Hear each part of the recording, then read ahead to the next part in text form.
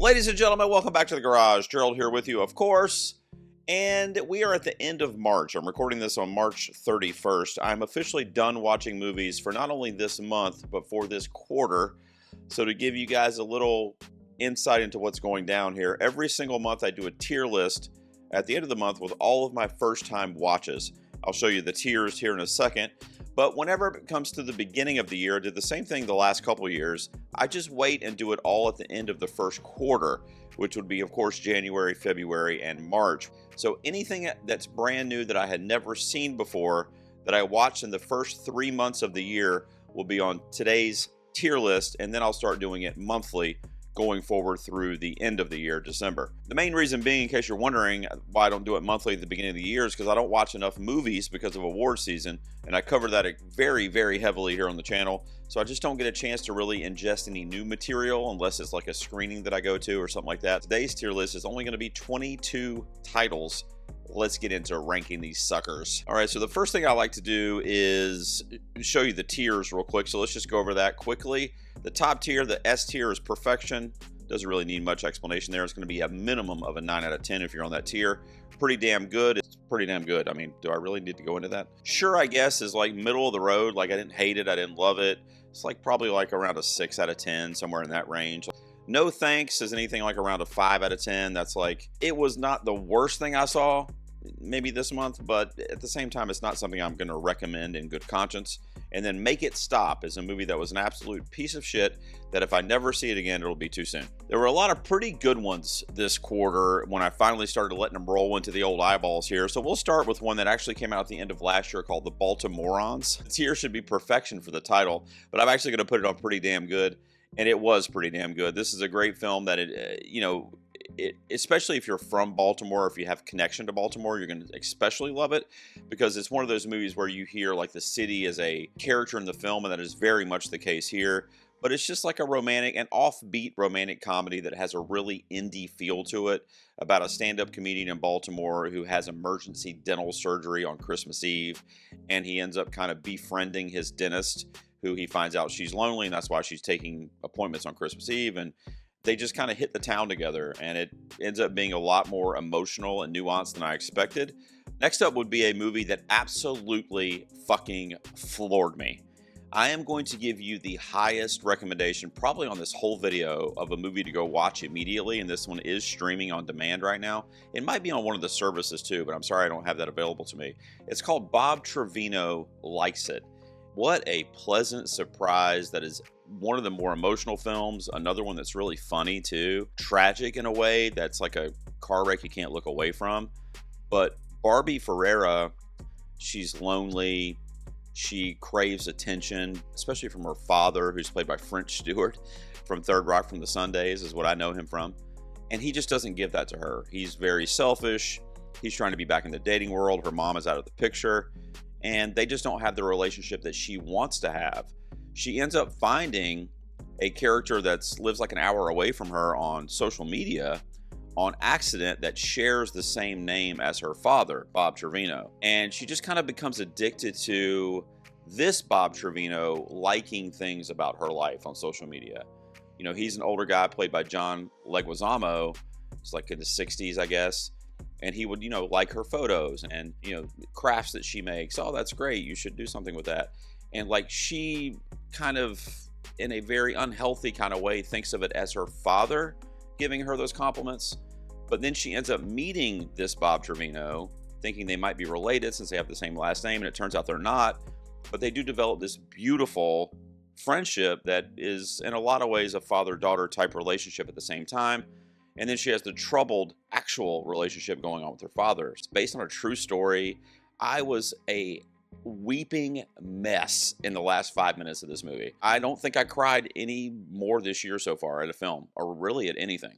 This movie just fucking wrecked me. Then we have to go from the good to the bad. Of course, there's going to be some good, some bad, some ugly. And, The Bride is going to go on No Thanks. I feel really not great about that because, man, I wanted to like this movie so much. Obviously directed by Maggie Gyllenhaal, featuring our recent Oscar winner just a couple weeks ago, Jessie Buckley, who plays the Bride of Frankenstein. And then you got Christian Bale in there playing the creature, the monster, Frankenstein's monster. There's just a lot of weird screenwriting and narrative choices made in the movie that just did not work for me. A lot of themes that are introduced but never explored beyond the introduction. And a weird narration piece where the author of Frankenstein, Mary Shelley, is narrating through Ida, Jessie Buckley's character, as if she's possessing her. But then there's just a lot of loose ends as to how that's even possible or why that would make sense.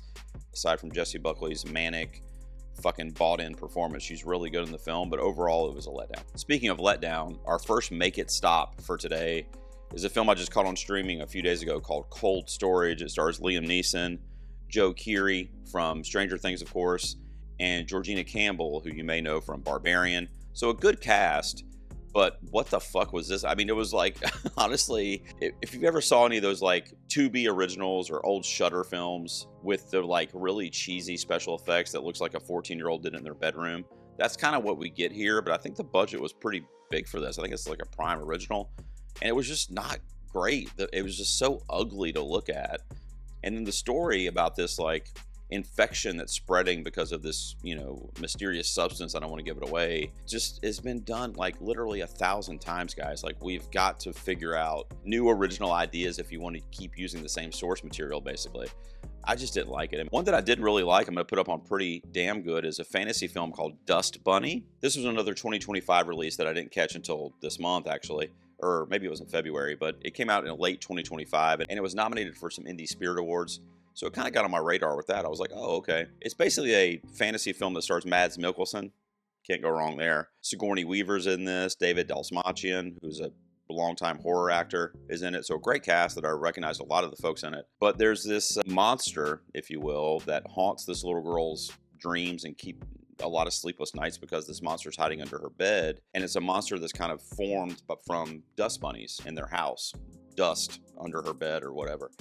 And she recruits Mads Mikkelsen, who lives in her building. He's a hitman, to track down this monster and get rid of it so that she can sleep. And they go on an adventure. It's a fantastical movie, but it was a lot of fun. The visuals are tremendous in this film. Another one, this tier is getting used today. Another one that's going to go on Pretty Damn Good is Good Luck, Have Fun, Don't Die. Along with the Baltimoreans and Bob Trevino Likes It, this might be the quarter or the month of the weird titles. But this one has got, I mean, really, this could go on this tier for Sam Rockwell, just having the fucking time of his life in this movie. It is a very complex film in terms of the narrative structure and what's going on. It's a kind of cautionary tale around AI at the end of the day, and our reliance on it and future reliance on it, where it could be heading. But Sam Rockwell basically has the ability to time travel, and he comes back from the future to this diner, and that's how the scene or the movie opens. And he recruits a team to go with him to stop the smartest person in the world, who ends up being like a 12-year-old boy, from creating the AI that's going to kill our planet, basically, that's going to ruin Earth and end humanity. So he goes back to before that happens to get this group to stop him from doing that. And it's a loop situation. So whenever they fail the mission, he starts over again and goes back to the diner and recruits a new group of folks. It's very it's very sensory overload, this movie. But I think that's the intention, and if you can buy into that and you're a fan of Sam Rockwell, you're probably going to really enjoy this. It's on my Pretty Damn Good. One that my son might be mad at me about for putting on, sure, I guess, but that's where I'm going to put it, is Hoppers. That's the new Disney Pixar. I'm sure you've heard everybody on Earth talk about this movie. It's okay. I didn't hate this movie, but it's basically the Avatar plot. It's got a lot of similarities to a film like The Wild Robot that I really liked last year, about nature and our relationship to it, and, protecting it and being a part of it, and just coexisting with nature, with Mother Nature. So we've seen it before, and this was just too kind of cookie cutter, kid friendly, which I know is weird to say about a Pixar film. I guess that was what it was supposed to be, but I didn't like it as much as those other ones I mentioned, even though it was really good and there's some good voice work in the film. And obviously the animation is top tier, especially coming from Pixar. They just keep getting better and better and better. Another one that was just okay for me, that is basically what this tier is for, sure, I guess, is How to Make a Killing. This is another one that I feel like if you read it on paper or in a book format, maybe this is based on a book, I'm not sure, I apologize, but if you read it, or if it was like a TV series and you were watching like 30-minute episodes, it would probably be okay. But as a 2-hour movie led by Glenn Powell, even though I liked it okay, it just heavily explains everything to the viewer.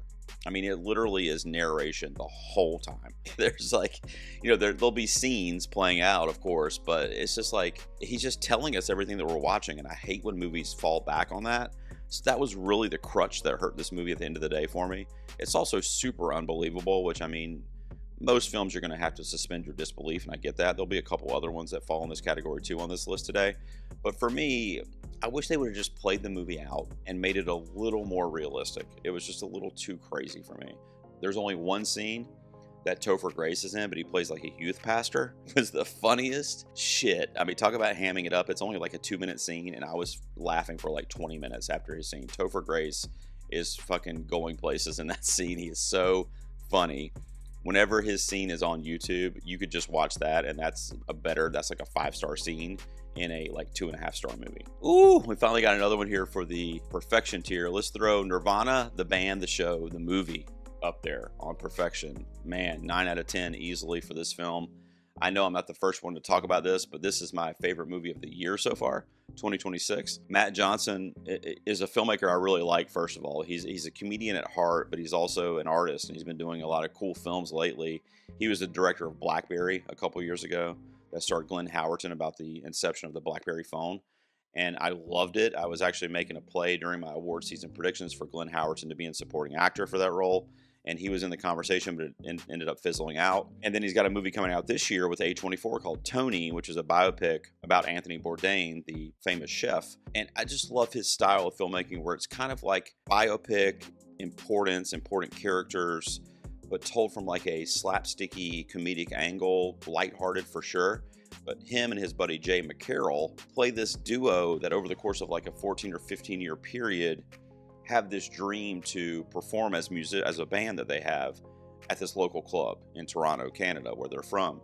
And literally they spend 15 years planning it, and it never happens for them because they're not very good at the end of the day. So with very little explanation and just really outlandish storytelling, they are able to basically recreate Back to the Future and the DeLorean and the flux capacitor, and they basically invent time travel in 2008. And you go forward to 2025 and they invent the machine, and then they go back to 2008 to try to get back into this club as younger men. And it's just a wild, out there time travel movie that goes places. It's hilarious. First of all, it is definitely a comedy first, and it's also told in this very like mockumentary style, because I want to say Matt Johnson and Jay filmed various things of their experiences over the course of the last 15 years and then pieced it together for this film.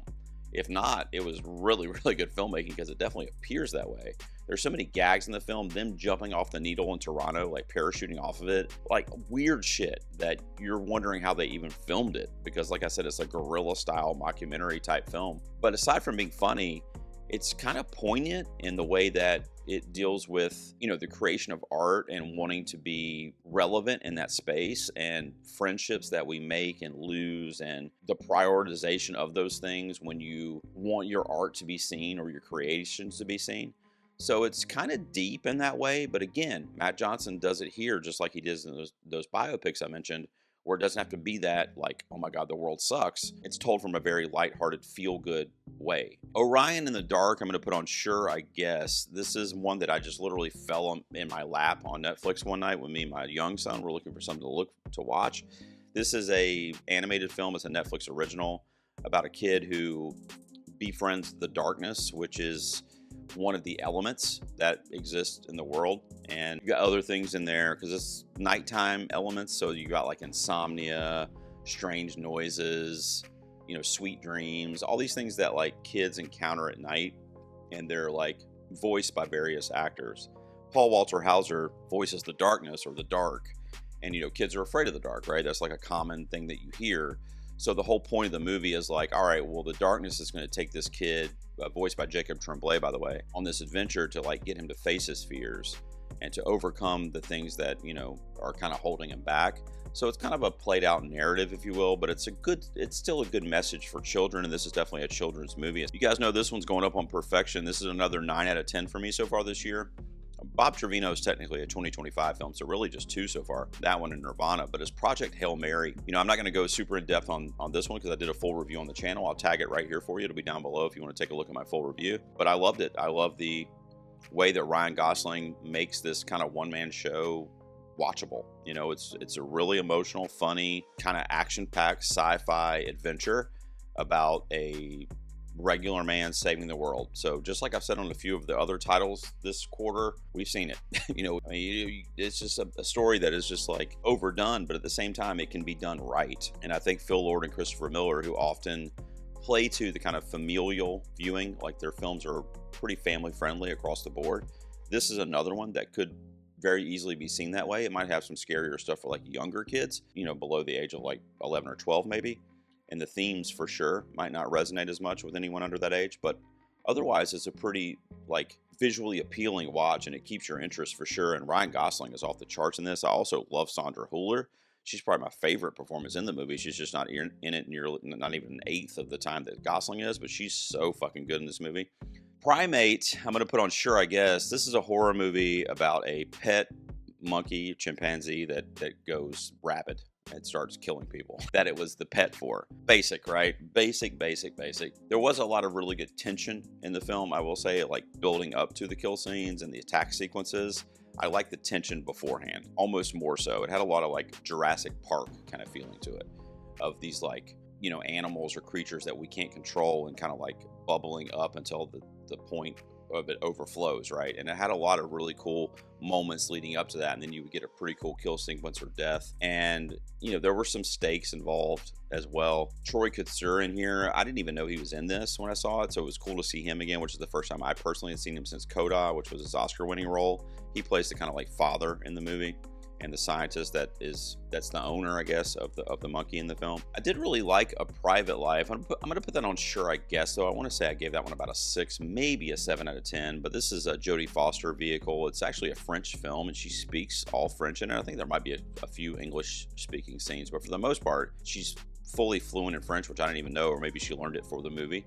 But she does really good in this. But this is essentially a murder mystery, basically. But she plays a therapist or a psychologist. It's either psychiatrist or psychologist who is a recluse now and kind of like a homebody because she lost one of her patients to suicide.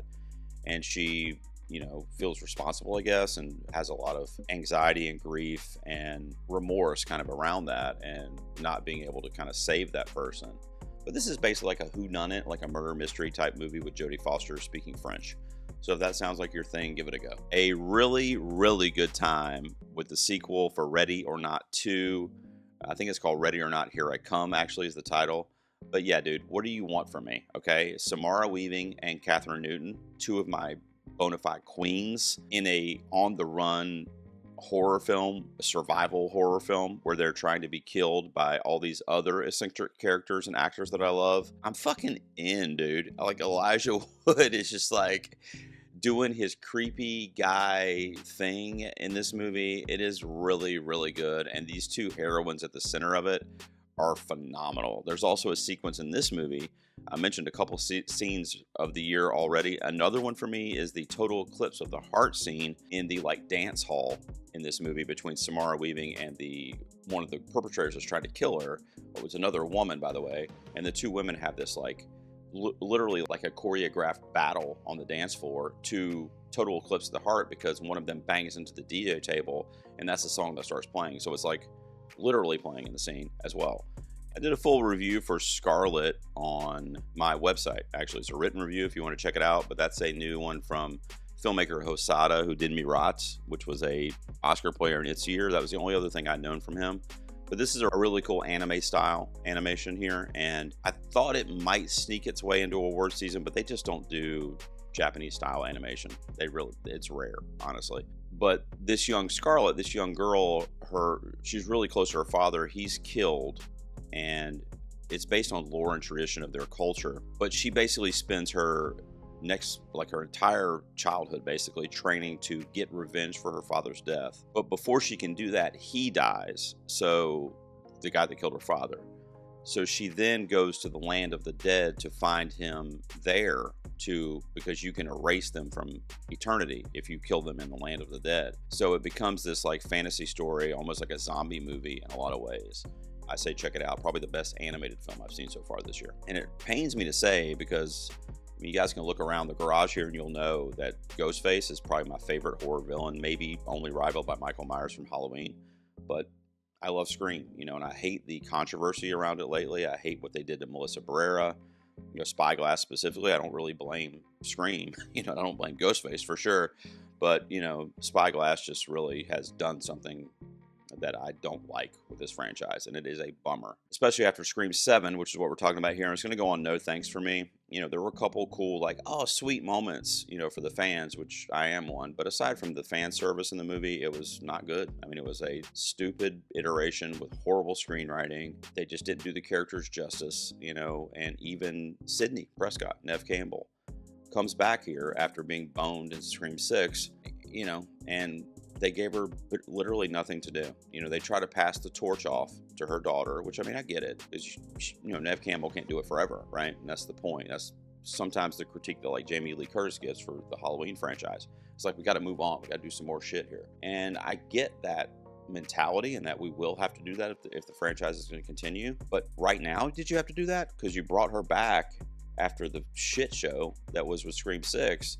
So I was so happy, and a lot of fans were happy to have her back. And then she just is on the phone, giving her daughter a tutorial on how to beat Ghostface. Send Help, perfection. Rachel McAdams, Dylan O'Brien. Oh my God, this fucking so good. A deserted island, kind of like mind-bending thriller / horror movie. Two performances that are, honestly, I'm not even joking with you, probably the two best, like female for Rachel McAdams and male for Dylan O'Brien. I'm not even kidding. And I'm talking about Oscar-worthy shit, like another level in this movie. If you haven't seen Send Help yet for some reason, you got to check it out. I also did a full review on the channel for this one. I'll drop a link down below for you. It's one of my favorite movies of the year. Rachel McAdams is just going places that I love it. I love her. This movie is so good. Send Help is easily a 9 out of 10 for me. Sisu, Road to Revenge. I'm going to put on Sure I Guess. This is the sequel, obviously, to the first Sisu. And it's just more of the same. This dude kicking ass and killing Nazis, which is great. But I mentioned earlier about some unbelievable shit that happens, but set in a realistic setting. And it's just too much. There's too much disbelief that has to be suspended in this movie. I don't even want to get into it, but there's some crazy shit with helicopters and an old man doing it. It's just too much. It doesn't work for me on that level because it's just too, it takes John Wick and then just adds 50 layers to it where you're like, okay, what? No, that would never happen. He would be dead in 2 seconds or something like that happened. I'm also going to put The Rip on Sure I Guess. That was the new Netflix vehicle for Ben Affleck and Matt Damon. So it's really cool to see them together. You also had Teyana Taylor in there, of course, was prominent for One Battle After Another this year. Aside from some good action and decent visuals, it was too long and it was the same shit. It was not as good as movies like The Town, which, could be in this vein. It just kind of was mediocre. It was just kind of average with a stellar cast that I feel like was wasted for the most part. So, if you like Ben Affleck, if you like the Damon Affleck duo, give it a shot. It was cool to see them back together, but it's not one that I need to revisit anytime soon. Undertone was a horror movie that I'll put on Sure I Guess, pretty much solely for the sound design. This is a film that almost if you could hear it and not see it would be better. I don't know, it's hard to explain. It's very intricate in the way it gives its narrative out front with the sound work in the film. And it's really good for that reason. The ending kind of messed me up. It kind of went off the rails and did something completely different from what it had been doing. And it felt the need to kind of buy into this lore and Wikipedia style storytelling of this legend that's running the show in terms of a antagonist in the film, instead of just being a ambiguous ghost story or demon story, which is what it could have been and what it was kind of doing in the first half of the movie. And there's this whole podcasting tie-in where they do this, true crime paranormal podcast, her and her friend who's remote from her, and her mother's dying. And so it's basically just her in this house, because her mom is bedridden and can't speak and is basically in a coma. And it makes for a creepy setting that they do really, really well minimalistically. And then it just goes into this like, what? Why the fuck are we talking about this 19 or 1730s fucking witch? Like, what's happening? And then the last one that we're going to talk about on today's video is one called Union County, directed by Adam Meeks. This is not even out yet. It was one of the very few Sundance titles I saw this year when Sundance happened in January. And it follows Will Poulter and his kind of recovery from drugs and alcohol, from being addicted to that. And it's like, I mentioned played out narrative so much on this video, and it's just unoriginal, really, at the end of the day. Now, Will Poulter is giving a performance that really carries the material because it is so familiar, and he does a really good job at it, for sure, but it just wasn't enough. That wasn't enough, you know? This is another one. I mentioned one earlier. I think it was How to Make a Killing, I think. That one in Union County, I could see as like a television series following this man in recovery, or a group of friends in recovery maybe, and how that would play out week to week in a 30 or 50 minute episode would probably be okay. But this was too one note for a nearly 2-hour film, in my opinion, even though Will Poulter is great in it. But I don't think it's going to go anywhere. I don't even know if it's been picked up by a distributor yet, to be honest. All right, let's see where we ended up. I always like to look at the top movies, the perfection movies. In this case would be for the quarter, but going forward it'll be for the month. So here are the films that I think were the best films in the first quarter of 2026. I'm going to go ahead and tell you Bob Trevino likes it, even though that's a 2025 film. So in other words, if I had seen that movie before I did my 2025 rankings, it would very easily be in like my top 5 films of the year. So if for some reason you haven't seen that one with Barbie Ferreira and John Leguizamo, go look it up right now. I'm pretty sure it's still on demand. It might be a couple bucks to rent it. I don't know if it's on a service, but if it is, and especially if it's free to you because you have it, watch it tonight. It's really, really fucking good. So that one's 2025, but then for 2026, I would rank them. Let me see how I would order these. I'll go ahead and put Bob Trevino over here just because that's out of the question for this year. So I'll say Nirvana, the band, the show, the movie, then probably Send Help, and then Project Hail Mary. That's probably my top 3 of the year so far.